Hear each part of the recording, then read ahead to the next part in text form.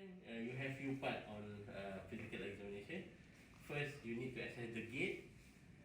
Second, after the gait, you assess on inspection while patient standing, the anterior, lateral and posterior. And then patient will be on the bed.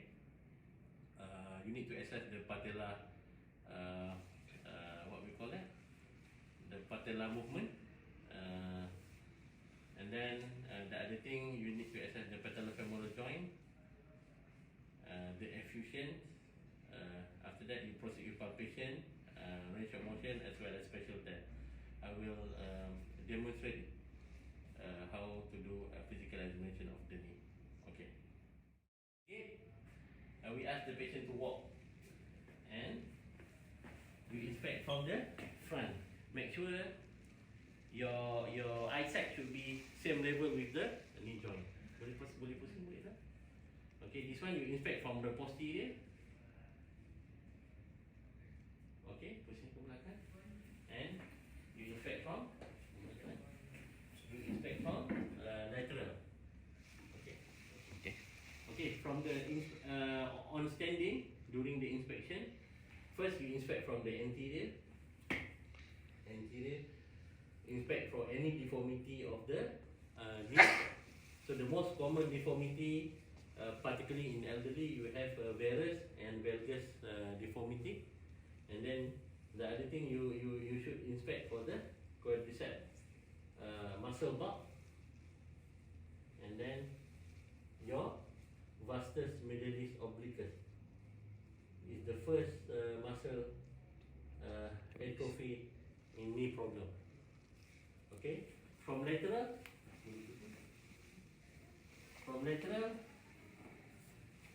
inspect the knee from lateral. You have to see is there any fixed flexion deformity or hyperextension of the knee. And then from posterior, you should inspect is there any swelling over the posterior aspect of the knee, any problem with the skin, particularly sometimes a patient having a dilated vein, so you should comment as well. Okay. So it's not only the knee, and you should inspect the foot as well. Some patients with knee arthritis, they have deformity of the foot, and then you need to inspect is there any sign of infection in between the toes. For example, fungal infection. Let's say you decide for operation, it will affect your outcome of surgery. While the patient sitting on the bed, while patient sitting on the bed, we want to assess the patella tracking. So the abnormal limb is on the left lower limb. So we ask the patient to extend actively the knee on the right first. Okay, boleh go. Bengkok. So this is the patella. You assess the patella movement. Okay, lagi bengkok. Okay. Bengkok. The affected limb. Turun. Bengkok. Turun. Bengkok. Okay, this is the normal patella tracking. Abnormal one, you can see the inverted J sign where the patella is actually displaced on full extension laterally. So inverted patella J sign.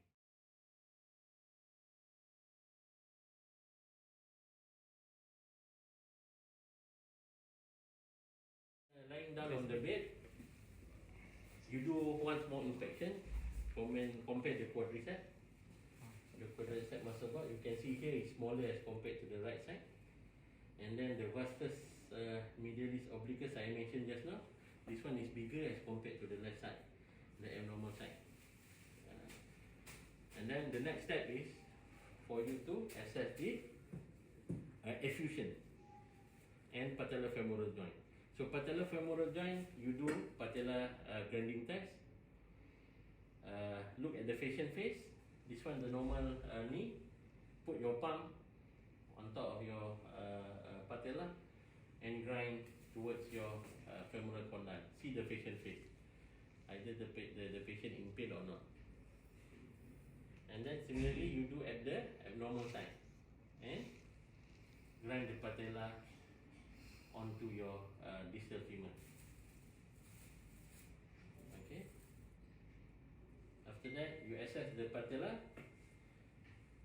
facet. This is your patella. You push laterally and feel the medial facet of the patella surface underneath as well.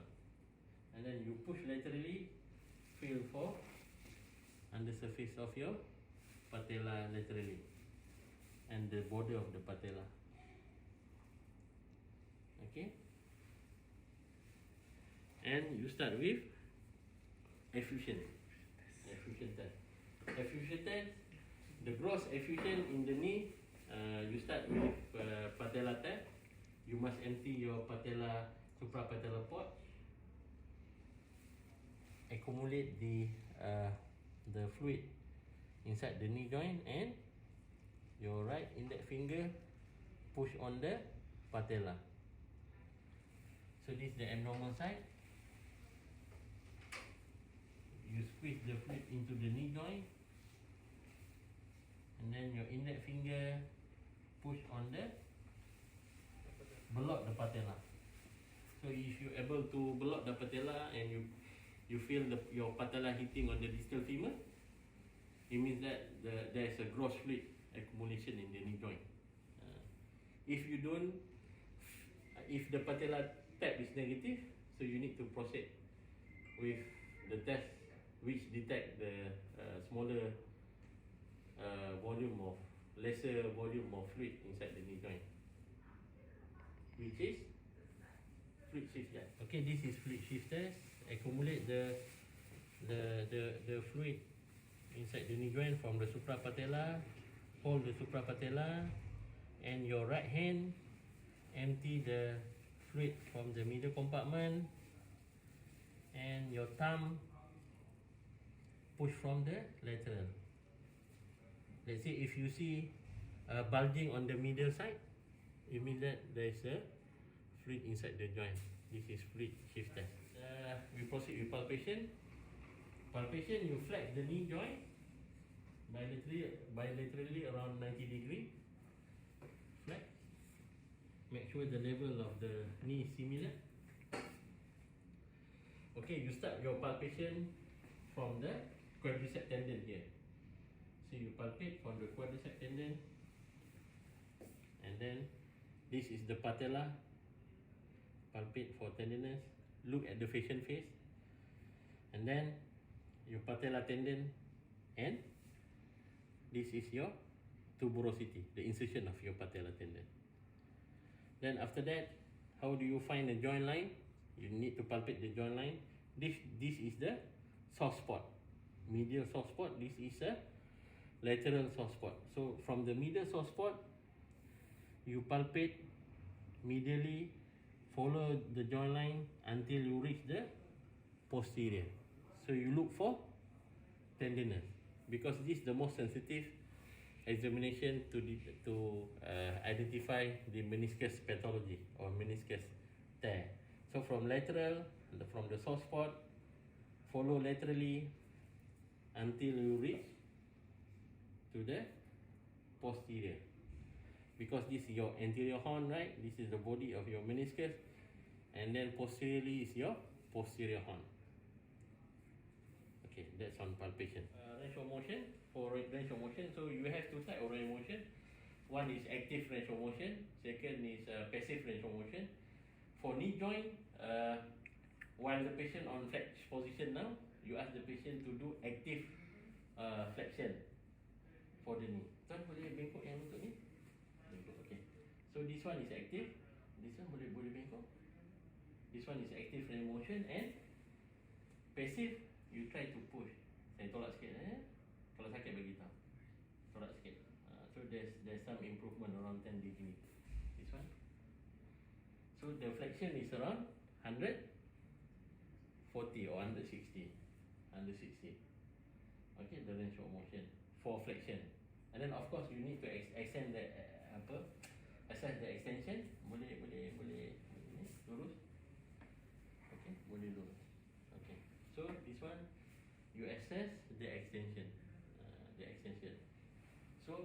in case of you worried the patient having a fixed flexion deformity, we just lift up the knee joint. Either you must make sure that the knee is in full extension. Similarly to the affected knee, you can see there is no fixed flexion deformity, or there is no hyperextension, or it improves 10-degree flexion passively. Okay. In case of a patient having fixed flexion deformity like this, for example, patient having 30-degree fixed flexion deformity of the knee, so the range of motion will be 30 degree to 160. That's the range of motion of the knee. Okay. Okay, after your inspection, palpation and range of motion, we go for special test for the knee examination. So first, for special test, we assess the anterior and posterior cruciate ligament, and then we assess the extra-articular ligament, which is medial collateral ligament and posterior collateral ligament. And then we demonstrate how you do a McMurray test, as well as assessing your posterolateral corner. So to assess the anterior and posterior cruciate ligament, you flex the knee around 90 degree, both knees 90 degree. Make sure it is same level, and then you sit at the end of the patient foot. Don't sit on the patient foot, you will cause pain to patient. And then you put your thumb here on the plateau, both thumb, hand, and your finger at the back of the knee. Grab the proximal tibia and you pull anteriorly. This is the anterior drawer. Make sure the hamstring is relaxed. Okay, one more time. You feel the tibial plateau, put your thumb there bilaterally. Make sure the hamstring is relaxed. You put your finger at the back and pull. You can see the step. This is the anterior drawer test. You can see the laxity of the anterior cruciate ligament. And of course, when you examine the abnormal side, you must compare with the normal side. Similar, and you pull. This one is the normal side. Okay. When you pull, don't use your hand. You use your body and pull. Your arm should be straight, and you use force from your body. Okay, this is the anterior drawer. Posterior drawer similarly, but you must push posterior. But make sure that the anterior step of your tibial plateau is normal, because in case of PCL, most of the time the tibia is dropped backward, so you need to level this crest as compared to the normal one, and then you push posterior. Otherwise you got a false negative result for PCL. So PCL, one more time, similar with ACL, but you push backward. Okay. And the other thing for PCL, you see the posterior sagging. Posterior sagging, how do you look for? Either you can see from the side. Let's say in a posterior sagging knee, this section will go down. You don't see the anterior step here. Or you can elevate the knee and compare. Posterior sagging means this part of the tibia will sag down, but this one is normal. Posterior sagging. Okay. Dah.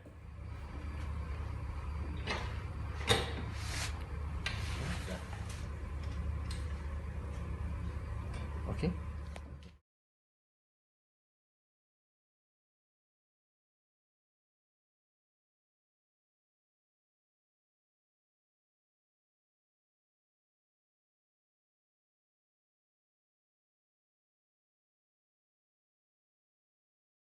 So for the collateral, so this is the medial collateral ligament here. This one is the lateral collateral ligament here. So you can see I'm holding the ankle here with my left hand. And then if you want to test for opening of your medial collateral, the force should be from here, and you're holding the knee here. So push here. You have to feel for the opening of the medial joint, or giving of the medial knee joint. So this is in full extension. And then when you want to test for lateral collateral, so the force should be from here, or you can do from here. So the force from here, and then you stabilize the ankle joint. And then you do in full extension and 30-degree flexion to isolate the collateral ligament. And this one is you check for medial collateral. This one you check for lateral collateral. And of course you need to compare with the normal side. Patient on prone position. So dial test, mainly you assess for posterolateral complex. Sometimes patient with most of the time patient with PCL injury always associated with posterolateral complex injury. But some patient with ACL injury, they have posterolateral corner injury as well. So how do you test for posterolateral corner?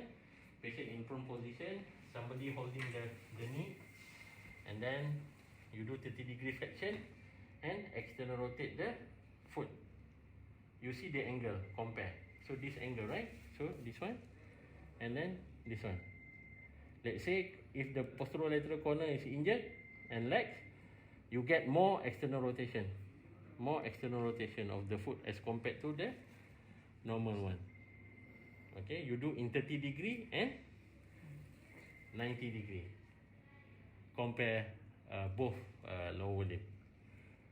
As I mentioned, if normal is similar both, let's say in an injured knee, you can get more external rotation of the foot as compared to the normal side.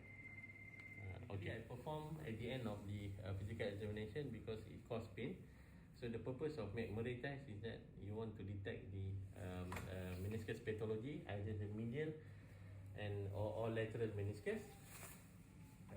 So there's some maneuver to assess the medial and lateral.